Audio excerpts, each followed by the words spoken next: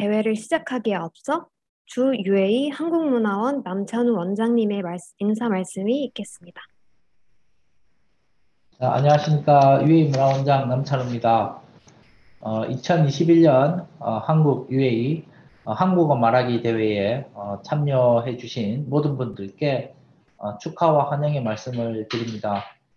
최근 한국의 K-팝은 물론 드라마, 영화가 전 세계로부터 많은 사랑을 받으며 한국어에 대한 관심도 그 어느 때보다 뜨겁습니다.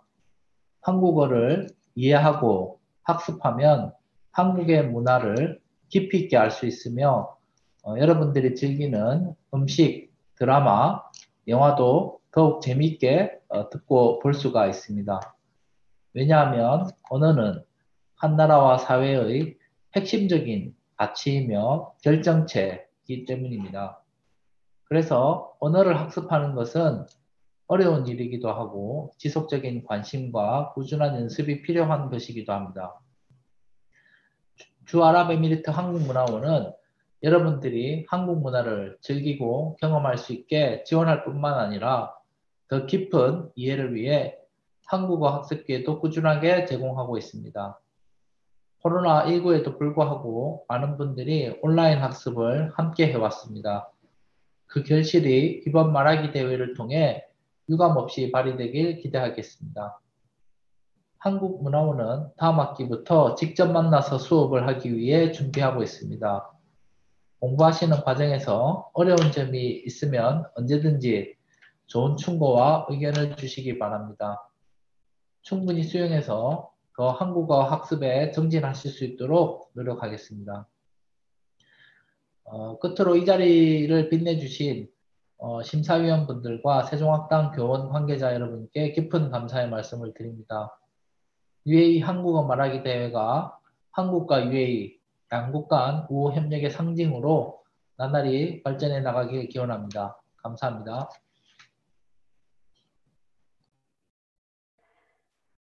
안녕하세요, 여러분. 저는 23살 미라라고 합니다. 제 발표 제목은 한식이 최고다입니다. 오늘의 한식은 한국의 전통식 요리를 뜻합니다. 저는 한식이 세계 최고의 음식이라고 생각합니다. 한 번만 먹어도 그 독특한 맛이 나옵니다. 그래서 사랑에 빠질 수밖에 없습니다. 비빔밥, 떡볶이, 불고기, 찌개, 짜장면, 김밥까지 전국에 다녀온 느낌이에요. 한식은 보통 밥, 국 혹은 찌개, 그리고 반찬으로 구성되어 있습니다. 쓰이는 식재료와 요리는 지역에 따라 조금씩 다릅니다. 일반적으로 많이 사용되는 재료는 참기름, 된장, 간장, 마늘, 소금, 고추장, 배추 등이 있습니다.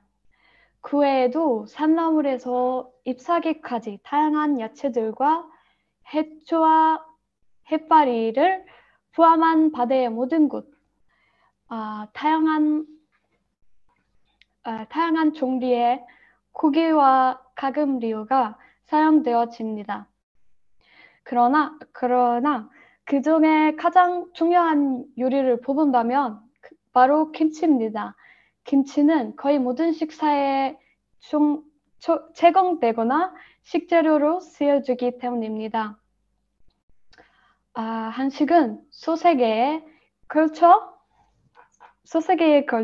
문화적 그리고 전체적 변화에 영향을 받으면서 발전해 왔습니다. 중세때에는 부대찌개라는 새로운 현대식 요리도 탄생했는데 이는 미군들이 먹다 남은 고기, 야채, 라면 등으로 만든 요리였습니다. 또한 1990년대에는 양념치킨이 인기를 끌었는데 이는 제가 좋아하는 음식입니다. 미국의 프라이드 치킨에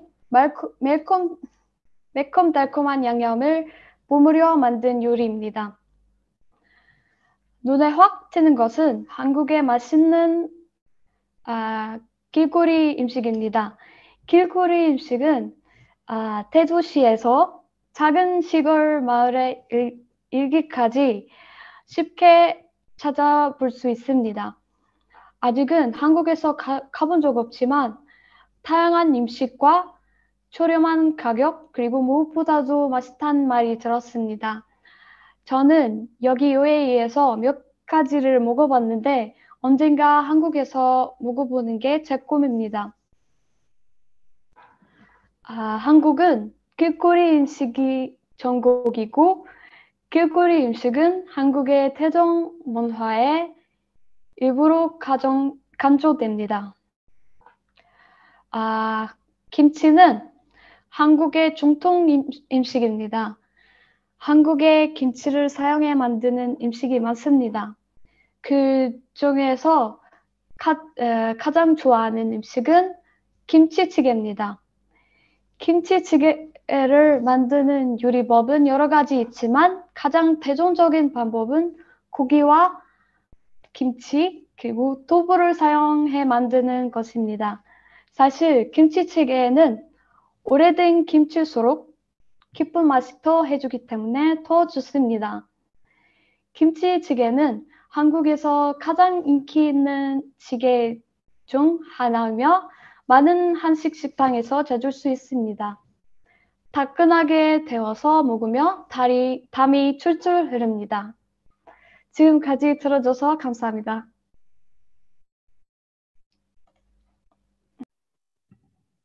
네, 여러분 안녕하세요. 제 이름은 모하메드 알하베이트입니다. 저는 20살이고 미국에 있는 펜실베니아 주립대학교에서 엔지니어링을 전공하고 있습니다. 한국과 아랍에미리트는 41년 동안 좋은 관계를 유지하고 있습니다. 두 나라의 문화는 많이 비슷하면서도 다른 점들이 있습니다. 그 중에서 오늘은 음식 문화를 비교해 보겠습니다. 한국과 아랍에미리트가 어떻게 다르고 뭐가 비슷할까요? 같이 알아볼까요? 먼저 한국과 아랍에미리트의 밥 문화에 대해서 얘기하겠습니다. 밥은 두 나라에서 굉장히 중요하고 매일 먹는 음식입니다. 한국에서 밥은 긴 역사가 있습니다. 삶과 번영의 상징이고 옛날에는 밥은 사람들의 부의 척도였습니다. 아랍에미리트의 날씨는 덥고 물이 많이 없어서 쌀을 심고 재배하기가 어렵습니다. 그래서 저희 나라는 오랫동안 사이가 좋았던 인도한테서 쌀을 받았습니다. 그런데 2년 전에 한국의 도움으로 저희 나라는 사막에서도 쌀을 심고 재배할 수 있었습니다. 한국 사람들이 다른 정글의 밥이라고 말하면 다른 정글의 쌀을 의미합니다. 한국에는 쌀 종류가 많은데 예를 들면 백미, 현미, 어분더미, 찹쌀, 잡곡 등이 있습니다. 저는 백미만 먹어본 적이 있는데 잡곡밥도 한번 먹어보고 싶습니다. 색도 예쁘고 맛있을 것 같습니다. 그런데 아랍에미리트에서는 보통 우리는 한 종류의 쌀만 사용하지만 다른 향신료를 사용합니다. 그래서 아랍에미리트 사람들이 다른 종류의 밥이라고 말하면 밥을 요리할 때 사용하는 다양한 향신료를 의미합니다. 한국하고 아랍에미리트는 음식만 다른 게 아니라 먹는 방법도 다릅니다. 한국에서는 사람들이 밥을 먹을 때 수저를 사용하는데 아랍에미리트에서는 사람들이 전통적으로 손을 사용합니다. 한국에는 요즘 젓가락을 보통 대나무 말고 쇠로 만듭니다. 이제 왜 쇠 젓가락을 사용하는지 알려드릴게요. 1500년 전에 백제에 걱정 많이 하는 왕이 한 명 있었습니다. 많은 사람들은 도구로 왕을 죽이고 싶어 해서 그 왕은 은젓가락을 사용했습니다. 음식 안에 독이 들어가 있으면 은젓가락 색이 달라지기 때문입니다. 전에는 은이 너무 비싸서 보통 사람들은 쇠 젓가락을 사용하기 시작하게 됐습니다. 아랍에미리트에서는 보통 음식을 먹을 때 손을 사용합니다. 손으로 먹으면 음식을 보고 냄새도 맡고 맛도 보고 만질 수 있습니다. 또한 손으로 먹으면 소화를 도와줍니다. 그리고 저는 생선을 너무 좋아하는데 생선이 뼈가 많아서 손으로 쉽게 제거할 수 있습니다.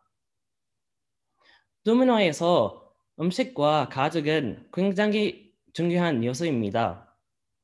두 문화 모두 가족들과 같이 식사를 하면서 시간을 보내는 것을 즐겨서 식사 예절도 중요합니다.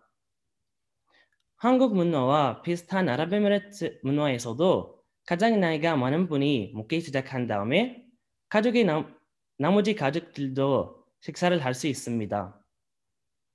한국과 아랍에미리트 문화가 조금 비슷하지 않습니까?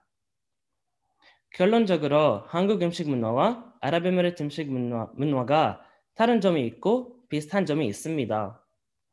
두 문화에서 밥은 긴 역사가 있고 굉장히 중요한 음식입니다. 그리고 먹는 방법은 다르지만 식사 예절은 좀 비슷합니다. 지금까지 한국 음식 문화와 아랍에미리트 음식 문화에 대해서 얘기했습니다. 들어주셔서 감사합니다. 안녕하세요. 저는 약사이고 이제 막 22살이 된 아프라입니다.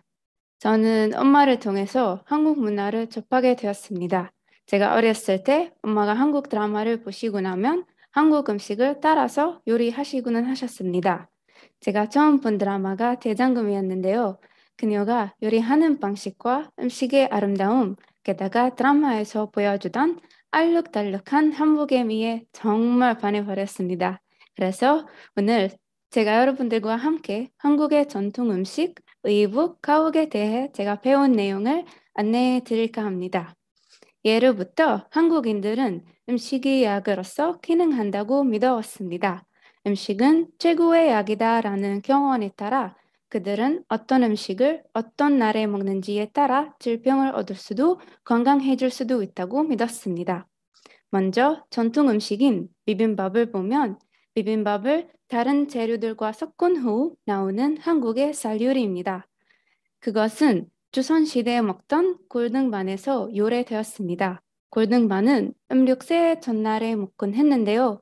그 이유는 남은 음식이 해를 넘게 하지 않기 위해서입니다. 저는 음식을 바라보는 이러한 방식이 좋습니다.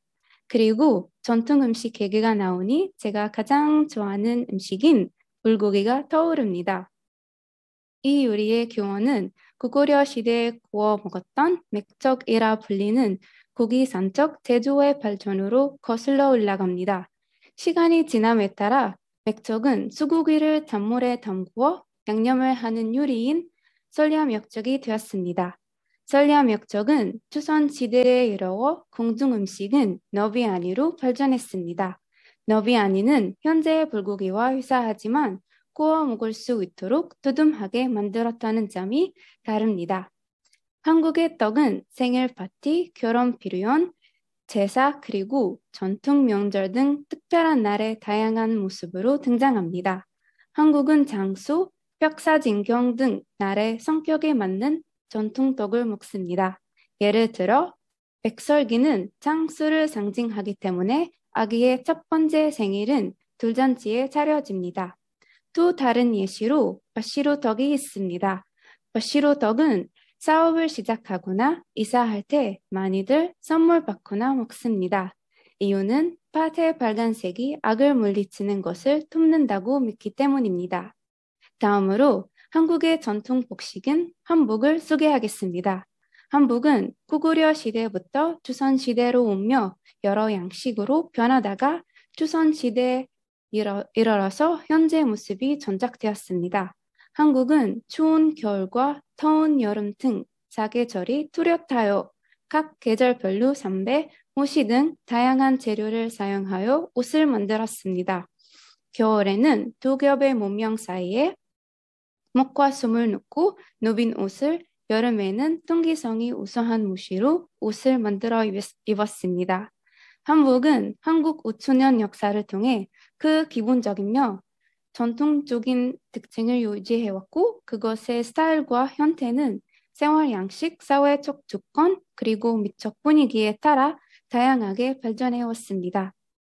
마지막으로 말씀드릴 주제는 한옥입니다. 한옥은 한국의 전통 가옥이며 조선시대 처음으로 지어졌습니다. 과학적으로 건축하여 난방을 위한 온돌과 냉방을 위한 마루로 수월하게 온도를 조절할 수 있는 강점을 지녔습니다. 한옥을 구성하는 다양한 요소는 각자 맡은 바가 있습니다. 한옥의 대돌포는 기둥을 가로지르며 지붕을 지탱하는 뼈대입니다. 이 대돌포는 한옥의 중심이라 할 수 있습니다. 조만한 굽은 한옥 지붕의 가장자리로 길이에 따라 집 안으로 들어오는 햇빛의 양을 조절합니다. 또 다른 부분으로는 지붕의 중심인 역마로 건물 기둥을 받쳐주는 쭈쭈돌, 방 사이에 바람 기린 대청마루가 있습니다. 이러한 요소들이 모여 만든 깔끔한 프레임과 곡선의 유려함을 보여주는 굽은 지붕에 좋아하는 한옥을 한복의 그림처럼 보이게 합니다. 이 발표를 준비하면서 저는 한국 전통에 대한 지식을 높이고 한국 역사에 대해 깊게 배울 수 있는 기회를 가졌습니다. 경청해 주셔서 감사드리며 저희 발표가 즐거우셨기를 바랍니다.